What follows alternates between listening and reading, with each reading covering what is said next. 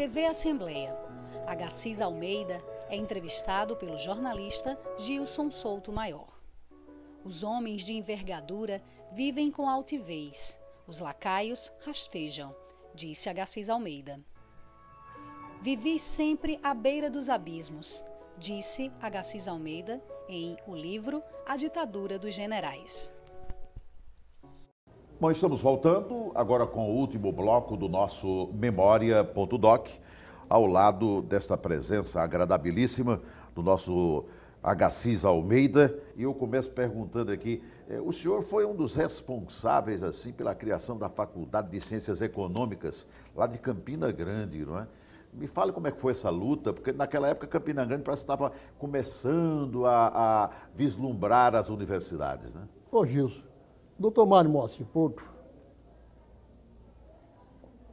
conversando comigo, era reitor da Universidade Federal. Eu tinha lido a história da fundação da Faculdade de Brasília, que Darcy Ribeiro tinha a Universidade, aliás, a Universidade de Brasília, que Darcy Ribeiro tinha criado. Eu acompanhei aquela criação da Universidade de Brasília e acompanhei também a criação, a fundação da Faculdade Patrícia Lumumba em Moscou. A criação daquelas duas universidades me empolgou, eu fiquei com uma empolgação muito grande. Universidade Federal de Brasília, que Darcy Ribeiro foi o grande ideólogo, ele e Anísio Teixeira, e a criação da Universidade Patrícia Lumumba em Moscou, dos povos livres Patrícia Lumumba. Foi um líder morto no Congo pelas forças americanas, pela CIA.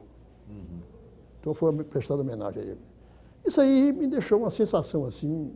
Eu conversando com o doutor Mário Moacir Porto, disse, doutor Mário, o senhor concordaria em ajudar a criação de uma Universidade Livre do Nordeste, com sede em Campina Grande? A partir daí, nós tínhamos dois objetivos. Organizar a criação de unidades universitárias. Já tinha Politécnica. Nós íamos marchar para a criação da Faculdade de Ciências Econômicas. Com mais quatro faculdades, nós poderíamos formar a Universidade Livre do Nordeste. Eu disse isso ao doutor Darcy Ribeiro, ao ministro Darcy Ribeiro. Ele entusiasmou-se. Ele disse, como você faria? Eu disse, do ministro, eu sigo o exemplo que o senhor montou aqui em Brasília. Universidade de Brasília, eu sigo o modelo seu. E o modelo de Patrícia Lumumba em Moscou. Se eu errar, eu erro com vocês aqui. Ela achou graça, riu, entusiasmou-se, mandou despachar logo a criação da faculdade. Despacha aí, falou sobre... Eu era deputado estadual. Falou sobre camponês, entusiasmou-se. Vamos fazer essa faculdade, vamos fazer essa universidade. Então, ela surgiu daí, desse encontro que eu tive com o doutor Mário Moacir Porto, com o ministro, com Anísio Teixeira. Conversei também com Paulo Freire sobre essa visão de uma Universidade Livre do Nordeste. E, então, demos o primeiro passo para a criação da Faculdade de Ciências Econômicas de Campina. O golpe militar chegou e arrancou o nosso sonho. Mas nós tivemos esse sonho. Eu, o Paulo Freire, Mário Moacir Porto, Darcy Ribeiro. A gente teve esse sonho de fazer uma universidade que olhasse o ombro do nordestino. Não receber pergaminhos. O homem deve ser preparado para ver sua realidade. E não para um academicismo oco. O homem deve ser preparado para mergulhar na realidade em que ele vive. Muitas vezes, muitas ideias que ficam fechadas entre quatro paredes, né? Aí tem um episódio, vou contar a você. O problema é esse. Eu vou contar a você um episódio. Eu já, como fundador da Faculdade de Ciência Econômica, nós formamos a mesa para escolher professores. Eu era um dos participantes da mesa, para escolher futuros professores, e abrimos um concurso para a cadeira de Contabilidade Pública. Eu era o relator, o presidente era Kleber Marques, da mesa diretora, E se apresentaram diversos candidatos. Inclusive, me lembro um, Francisco Timóteo, você deve conhecer, de Campinas. Ah, sim. Francisco Timóteo. E apareceu um cidadão de Recife dizendo que apresentou um currículo formado na Universidade de Sorbonne. Aí trouxe assim uns 5 livros e jogou na minha cara assim. Só eu tenho 5 livros publicados, sou formado na Sorbonne. Eu digo, ô, cidadão, eu quero saber a realidade do Nordeste. O senhor vai me responder 10 perguntas sobre o Nordeste. Ele olhou para mim e disse assim, eu vou fazer, é simples a pergunta. Qual é o potencial de reserva hídrica do subsolo nordestino? O senhor vai me responder nas perguntas. O que é que pode ser aproveitado na capacidade da flora nordestina no sistema industrial? Para a industrialização do mameleiro, do macambira, do chique-chique, nada. Ele foi perguntando e ele nada. Eu perguntei umas 10 perguntas, ele respondeu uma. Eu botei 2 nele, 2. Botei 2. Ele chegou em Recife, me chamou de comunista, era um absurdo. Perseguidor. Deu uma entrevista em Recife, aí eu chamei Francisco Timóteo. Aqui vivo. Francisco Timóteo chegou e disse, Francisco, você está sabendo. Aqui o objetivo é conhecer o homem nordestino. Aí Francisco tinha estudado, é um homem aqui da região do nordestino, traz nos pés a raiz da macambira. Botei 10 em Francisco. 10, aprovado. Ele hoje é aposentado da universidade. Aí aprovamos Chico, Francisco. Esse episódio, como era a nossa construção. Que maravilha. Tá bom. Agassiz, em 1965, o senhor descobriu, naquela região ali, bonita, lá de Boa Vista, a bentonita. Você sabe que a fome, olha, deixa eu dizer, Sim. Eu sem emprego, nada mais. Não tinha direito a advogar. A ordem dos advogados aqui, o presidente, com medo do exército, não negou a minha inscrição. E eu tinha que me virar, né, Gilson? Foi cavacar pedra? Não, comecei a ler sobre minério no Nordeste. Li um livro, grande livro, era um clássico sobre minério do Nordeste, do professor Flores de Abreu. Uhum. Recursos Minerais do Nordeste. É um livro assim, de umas 500 páginas. Decorei tudo que era de mina no Nordeste. Eu perguntava a mina de 4 onde tinha, tem no Pernambuco, eu sabia tudo sobre mina no Nordeste. Sim. Não é que olhei a bentonita, encontrei, o destino não estava marcado. Não tinha bentonita lá na minha terra. Na minha terra, né? Nas terras do meu pai. Para o destino, eu fui estudando minério no Nordeste e encontrei bentonita na terra do meu pai. Aí levei a amostra para... Aí eu olhei bentonita, como era, o Brasil exportava bentonita, eu disse, aqui vou estudar. Estudei muito e fui descobrir essa... A sua família ainda trabalha com bentonita hoje, não? Não, tem uma irmã minha que ainda tem uma fábrica. Tem aí. Tem uma minha fábrica. A bentonita vai para onde? Eu preferi deixar.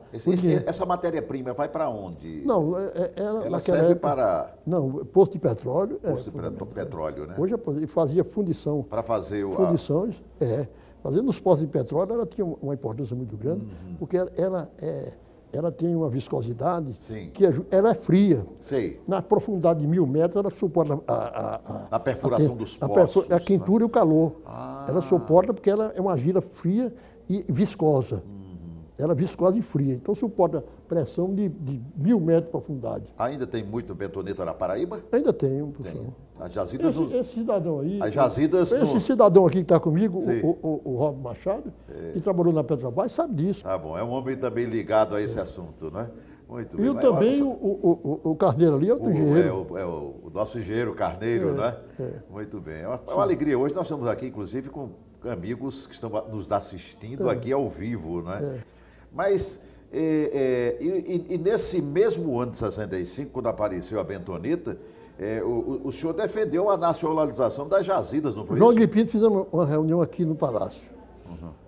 João Agripino levantou a tese para fazer uma nacionalização pela Companhia Vale Rio Doce, perguntou se eu concordava. E eu reuni com os mineradores, Concordamos, eu fiz a declaração, saí dos jornais e concordava que a mineração podia ser nacionalizada. O senhor atualmente dedica-se a estudos, pesquisas. E aí eu deixei o mundo de minérios, da política, e entrei no mundo da literatura. Da literatura. Me fale sobre a República das Elites aí. Não, aí na literatura é interessante. Né? Fernando Gasparian sempre exerceu uma influência muito grande em mim. Disse, olha, Gassis, eu estava em São Paulo, vai haver o lançamento do livro de Saramago, isso em 1986, 88, era aquele livro, o Evangelho segundo Jesus Cristo, segundo Jesus. É assim o livro dele, de Saramago. Era esse aí. Isso tem um livro na livraria, o lançamento na livraria Cultura, que está se inaugurando, a livraria de Cultura, de São Paulo. Você quer ir assistir? Vou. Aí fui. Já estava com a ideia de fazer meu livro, estava começando a fazer meu livro, 500 anos do povo brasileiro. Sim. Aí conheci Saramago. Foi daí que ele pediu a Gasparian. Gasparian, meu livro já estava mais ou menos pronto. 500 anos do povo brasileiro. Sim. A nossa... Aí Saramago pediu para ele publicar e o livro foi publicado. Eu devo a José Saramago grandes favores, porque ele foi a pessoa que me deu a mão para o mundo da literatura. O senhor sempre teve muitas ligações com aquela turma lá de Portugal, né? Foi porque o Saramago, pela grande figura que era, um dos maiores pensadores mundiais, prêmio Nobel da literatura mundial, e uma visão marxista da história, e sempre aquela figura me deixou uma certa influência no seu pensamento. Então, quando eu cheguei a conhecer ele pessoalmente, ele me deu esse espaço na literatura brasileira. Foi daí que eu comecei a escrever para a Record. Mas qual foi o primeiro livro seu aqui? Foi esse 500 anos do povo brasileiro ou a República das Elites? Não, foi 500 anos do povo brasileiro, que foi para a Paz de Terra. Não é? O que foi que o senhor focou muito nesse trabalho? É um livro assim medíocre, um livro é pequeno. Medíocre? Assim, não diga isso não. É um livro assim, vamos dizer, de 400 Um homem com a sua cultura não pode mas fazer foi nada medíocre. medíocre. Porque ele não teve criatividade, é por isso que eu digo. O senhor não teve criatividade? Não, um trabalho tão bonito? Não, o livro de 500 anos não, teve só 2 capítulos de criatividade. Aí o Saramago perguntou. Que muito é humilde. Não, mas é verdade. Aí o Saramago perguntou, disse, quem é que traz o livro? O Saramago perguntou, disse, doutor, ele não chama doutor não. Ele disse, pois não. Aí eu disse, Saramago, o livro tem um fato novo. Ele disse, qual é o fato? Diga, a carta de Pério Vaz de Caminha foi escrita lá em Belo Horizonte, em Lisboa. Em Lisboa. Não foi escrito em Porto Seguro, não. Em Porto Seguro, não. Disse, como? Já trouxe a carta pronta. Já estou pronto. Disse, como? Aí que Saramago disse, como? Eu digo, a carta foi escrita em Lisboa. Como você prova? Ele disse, Saramago, eu estive na Torre do Tombo, em Lisboa. Sim. Vi lá na Torre do Tombo a carta assim, em original. Não vi, tem assim uns 3 metros de carta assim. Não vi nenhuma rasura. E quem escreveu era acima analfabeto, e a carta tinha um português correto. O Pério Vaz de Caminha era analfabeto. Era suplente de uma regiãozinha lá perto de Porto. Então a carta já ia no bolso. Não, já ia pronto. Aí o seguinte, aí quando eu disse isso a Saramago, ela meteu os pés, se entusiasmou. Disse, mas você provou isso, Saramago? A carta, e no meu livro eu relato por que foi. Ele dizendo, o Pério Vaz, que pescaram tubarão nas águas da Bahia. Que não tem, porque toda essa orla marítima brasileira é uma piscina, homem. É piscina, não entra tubarão aqui não, só entra a tubarão quando ele está com medo, apavorado. Mas você não pode pescar tubarão, porque isso aqui é uma piscina. Só tem uma aberturazinha ali em Recife. Sei. Aí, quando ele começou a escrever, eu disse, rapaz, não tem tubarão. Descobrimos uma ilha. Eu disse, Saramago, não houve descoberta de ilha. Só o rio Buxarém, que desemboca em Caravelas, tem 600 quilômetros. Nasce em Minas Gerais, como é que uma ilha tem um rio de 600 quilômetros? Quando disse a Saramago chamou Fernando Gasparian e disse, publica o livro, Gasparian. Aí eu digo, aí o resto, o livro foi teve essa... A Agência Nacional de Cinema aprovou o filme Cães e Homens, baseado no seu livro A Ditadura dos Generais. Como é que está o andamento disso?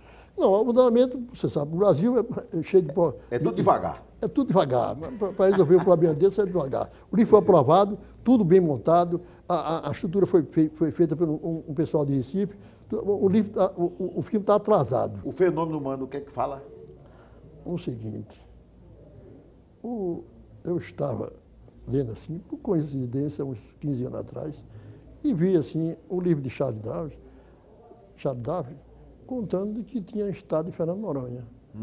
Olhei e pensei nisso, cara, mentiroso, eu sei que isso é mentira. E Fernando de Noronha eu conheço. Começou a mentira, aí eu olhei uma mentira, ele disse que desembarcou nos arquipélagos de São Pedro, São Paulo, aqui, fica 800 quilômetros daqui. Sim. Não, Gilson, os arquipélagos são dois campos de futebol, uma nesga de terra, um pé de uns paredões, ninguém pode desembarcar lá. Aí eu digo, foi daí que comecei a estudar e encontrei as grandes mentiras, a grande farsa que o Império Britânico colocou para roubar, armou para assaltar as repúblicas recém-libertas da América do Sul. Como um dos criadores do Memorial do Araguaia, do Memorial das Ligas Camponesas, integrante da campanha pela criação da Comissão Nacional da Memória, Verdade e Justiça, como é que o amigo observa o interesse das nossas gerações pelo assunto, pelo tratamento que esse processo vem tendo? Gilson, isso é um ciclo mundial. É um ciclo, né? É um ciclo. Tem gerações que ficam apáticas. Aí, isso é um ciclo. A nossa geração hoje é apática. Não. Não, a nossa geração, não, a geração nova é apática. É apática. Ela está olhando o mercado de trabalho. Mas é um ciclo.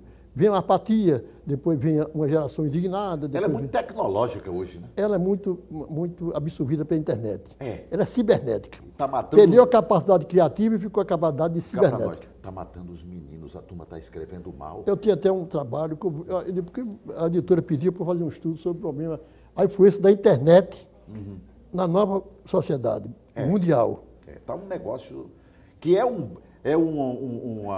ferramenta muito boa, mas está sendo mal usada. Não, é preciso você ensinar a pessoa a pensar. Sim. E não a estudar. Aliás, porque Bill Gates disse para os meus filhos, antes do computador, os livros. O livro, Bill Gates.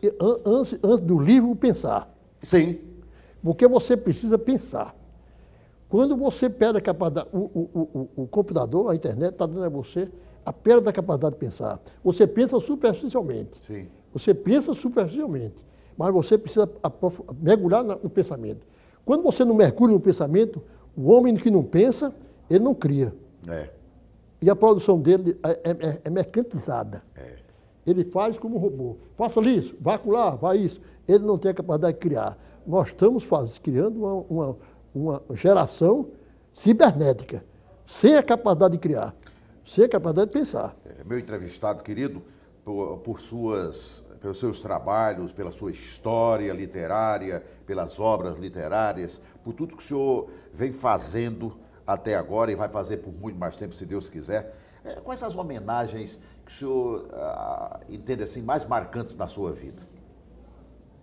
Que o senhor recebeu? Porque o bom mesmo é quando a gente recebe assim em vida, não é? Não, o seguinte... Qual aquela que lhe marcou mais? Junto com o Pedro Fazendeiro. Foi, né? Não era medalha. O Pedro Fazendeiro, no Congresso Latino-Americano de Anistia, realizado em Brasília, com participação de líderes mundiais. Então, eu recebi a homenagem, eu e Pedro Fazendeiro, eu como escritor do livro Ditaduras Generais, e Pedro Fazendeiro como primeiro morto desaparecido na América Latina. Primeiro morto desaparecido. Na América Latina, tipificado como uma estratégia política do Pentágono. Sei. Isso eu disse no meu livro. Eu recebi a homenagem como autor dos Generais e Pedro Fazendeiro como o primeiro morto desaparecido na América Latina, como forma de institucionalizada pelo Estado. Sei. Então foi essa homenagem que me tocou muito. Essa homenagem me tocou muito. Foi, né? Essa homenagem ainda... Mas eu sei que outras importantes foram feitas ao amigo e que nós vamos, numa outra oportunidade, conversar mais, porque eu acho que a nossa conversa tem muito pano Mas para as mangas. essas homenagens assim, oficiais, eu fico assim, eu não vou a elas, não gosto. Não é? Tem oficiais, grande escritor, não sei o quê. E aquela... Mas essa lhe tocou mais. Essa me tocou. Não é? Eu fui a uma Campina um dia desse para prestar depoimento, na nossa terra. Aí, o que é que o senhor, assim como você, o que é que o senhor acha assim, toda essa geração? O que eu olho da geração de hoje é a falta de capacidade de se indignar. Uma geração que perdeu a sua capacidade de indignar é uma geração velha. Triste da geração que perdeu a capacidade de se indignar. A nossa tinha essa capacidade de criar essa capacidade. e de indignar-se. Mas essa geração atual não tem. Não tem. Agassiz Almeida, meu querido amigo, meu conterrâneo, não é? Muito obrigado. Foi um prazer enorme. Gilson Sotomayor, você não sabe a alegria. O senhor aqui no programa. Você não sabe a alegria que está aqui com você. Ok. Pode me convocar aqui e vai fazer palestras, alguma coisa que precisar. Eu estou aqui. É uma alegria estar conversando com você. Você é uma legenda do jornalismo paraibano. Muito obrigado. Legenda não é, eu porque, que fico orgulhoso. Não, porque você é um criador, né, Gilson? Você é um criador de ideias, é um homem que tem paixão pelo jornalismo. É um homem que vive, eu não acredito, eu só acredito em um homem de grandes paixões. Políticas, jornalísticas, culturais, históricas. Tem que ter paixão. A vida é movida a paixões. Muito obrigado, doutor Agassiz, muito obrigado. E a vocês, meus queridos telespectadores, pelos quais eu sou tremendamente apaixonado, muito obrigado pela audiência. Até o nosso próximo Memória.doc. Um abraço.